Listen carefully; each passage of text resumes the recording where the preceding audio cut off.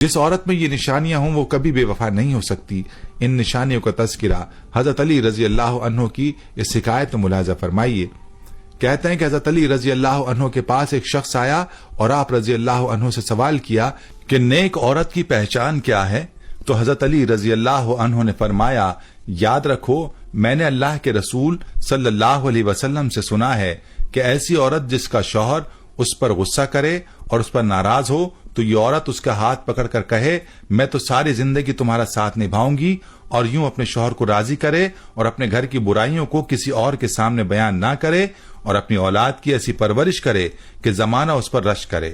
یاد رکھو جس عورت میں یہ نشانیاں ہوں تو ایسی عورت دنیا کی نیک عورت ہے۔ یہ عورت کبھی بے وفا نہیں ہو سکتی، اور ایسی عورت آخرت میں بھی سرخرو ہوگی، اور اس عورت کے بارے میں اللہ تعالیٰ قیامت میں فرمائے گا کہ یہ عورت جنتی عورت ہے۔ اس روایت کے مطابق نیک اور با وفا عورت کی جو سب سے بڑی نشانی ہے وہ ہے شوہر کی فرما برداری۔ یاد رہے کہ عورت کے لیے اللہ تعالیٰ نے اس کے شوہر کا بڑا مقام رکھا ہے، اور یہاں تک کہ فرمایا کہ عورت کے لیے اللہ کی رضا اس کی شوہر کی رضا میں ہے، اور عورت کو یہ تنبیہ کی گئی ہے کہ اس کی جنت اور جہنم کا دار و مدار اس کے شوہر کی اطاعت و فرما برداری میں ہے۔ اسی لیے شوہر کی فرما برداری کو نیک عورت کی پہچان کہا گیا ہے، اور ساتھ میں یہ بھی فرما دیا کہ نیک عورت اپنے گھر کی ناگوار باتیں اپنے تک محدود رکھتی ہے اور اپنی اولاد کی پرورش پر توجہ دیتی ہے۔ لیکن بڑے افسوس کی بات ہے کہ آج کی خواتین اسلامی تعلیمات سے دور ہونے کی وجہ سے اپنے شوہر کے مقام کو نہیں پہچانتی، جس کی وجہ سے وہ اپنے شوہر کی وہ قدر نہیں کر پاتی جو کرنی چاہیے۔ اور یاد رہے کہ اس کا نقصان عورت ہی کے لیے ہے، کیونکہ وہ اپنے شوہر کی عزت نہ کر کے اپنی اس زندگی کو بھی خراب کرتی ہے اور ساتھ میں ان کی آخرت بھی خراب ہوتی ہے۔ پیاری بہنوں اور میرے بھائیوں، یہ تو نشانیاں تھیں ایسی عورت کی جو بے وفا نہیں ہو سکتی۔ چلیے اب آپ کو ان عورتوں کے بارے میں بتاتے ہیں جن کے بارے میں فرمایا کہ وہ بے وفا ہوتی ہیں، اور ایسی عورتوں کو بیکار اور بری عورتوں میں شامل فرمایا گیا۔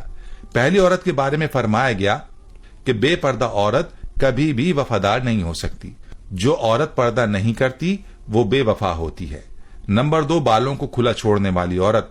فرمایا کہ جو عورت اپنے بالوں کی نمائش کرتی ہے وہ عورت بھی بیکار اور بری عورتوں میں سے ہے۔ نمبر 3، جو عورت اپنے آپ کو بہت زیادہ عقلمند سمجھتی ہے اور اپنے خاندان کے لوگوں کو کمتر سمجھتی ہے، ایسی عورت بھی بری عورتوں میں سے ہے، اور اس سے بھی وفا کی امید نہیں رکھنی چاہیے۔ نمبر 4، وہ عورت جو اپنے شوہر کی نافرمان ہو، اس عورت کے بارے میں بھی فرمایا کہ یہ عورت بیکار اور بری عورتوں میں سے ہے، اور اس سے بھی وفا کی امید نہیں ہے۔ نمبر 5، بد زبان عورت۔ آپ رضی اللہ تعالی عنہ نے فرمایا کہ جو عورت اپنی زبان پر کنٹرول نہ کرے اور اپنی زبان سے بری باتیں نکالے وہ عورت بھی بیکار عورتوں میں سے ہے، اور اس سے بھی وفا کی امید نہیں رکھنی چاہیے۔ نمبر 6، زیادہ بولنے والی عورت۔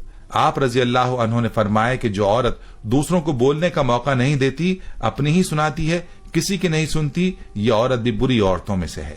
نمبر 7، وہ عورت جو زیادہ سونے کی عادی ہو، جس کو باقی کاموں سے زیادہ اپنی نیند عزیز ہو، ایسی عورت بھی بیکار عورت ہے۔ نمبر 8، چیخ چیخ کر بولنے والی عورت، یعنی وہ عورت جو اونچا بولتی ہو، اس کی آوازیں دور تک جاتی ہوں، ایسی عورت بھی بری اور بیکار عورت ہے۔ نمبر 9، وہ عورت جو زیادہ گھومنے پھرنے کی عادی ہو، گھر میں رہنے کے بجائے بازاروں کا چکر لگانے کا شوق رکھتی ہو، ایسی عورت بھی بیکار اور بری ہے۔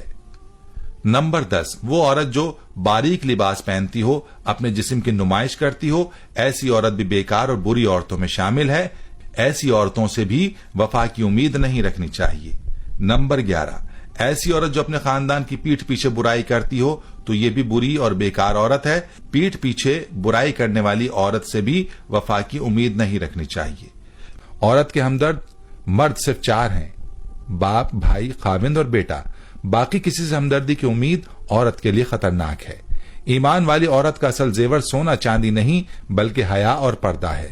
فرمایا عورت کا چہرہ اور جسمانی حالت بتاتی ہے کہ اس کے شوہر نے اسے کس حال میں رکھا ہوا ہے۔ وہ عورتیں کبھی بوڑھی نہیں ہوتی جن کے شوہر ان پر جان چھڑکتے ہیں۔ کہتے ہیں کہ عورت کو تم جیسا کہو گے ویسی ہی بنتی چلی جائے گی۔ اسے بدصورت اور پھوہڑ کہو گے تو وہ وہی بنتی جائے گی، اگر اسے خوبصورت اور سلیقہ مند کہو گے تو پھر وہ